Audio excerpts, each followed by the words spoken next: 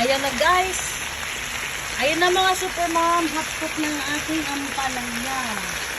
So, it's time na ilagay ng ating binating itlog. 6 na itlog to guys. Ayan. Dinamihan ko kasi pandagdag din pamparami. Ayan. So, haluin lang natin para pantay ang pagluto ng itlog at pantay rin ang paglikit nila sa ampalaya. Ayan. 6 na itlog nilagay ko guys kasi ang liit nung itlog na binili nung anak ko. Small size. Eh kung jumbo size to, yung binibili kong itlog, siguro mga 4 lang. Kaya since na maliit siya, kaya ginawa kong 6. Ayan na guys, paluto na ang ating ginisang ampalaya. 7:30 ng umaga, niluto ko ng aming tanghalian. Kasi yung 3 kong anak may pasok. Anong tawag nito?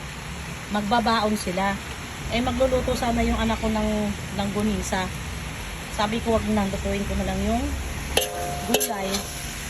Yan, para masarap ang kanilang tanghalian. Yan. Kasama niya sa baon yung girlfriend niya guys, kasi magkasama sila sa trabaho ngayon.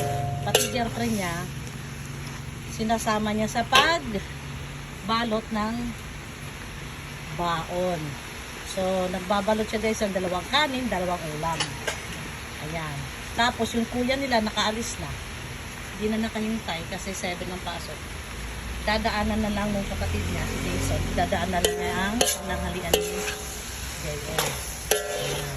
So, ayan, luto na. Patayin ko na ang apoy. Ayan, kasi ma-overcook na to. Pagka hindi natin pinatay ang apoy kasi mainit pa ang kalan at ang kawali. Ayan, lalagyan ko ng butas sa gitna guys. Ayan, ayan. Bakit? Bakit ko nilagyan ng butas sa gitna? Para sumingaw ang init ng kalan at saka kawali. Para hindi ma-overcook ang gulay. Ayan o, diba? Mamaya, pag medyo cold down na siya, aayusin ko na yung gulay.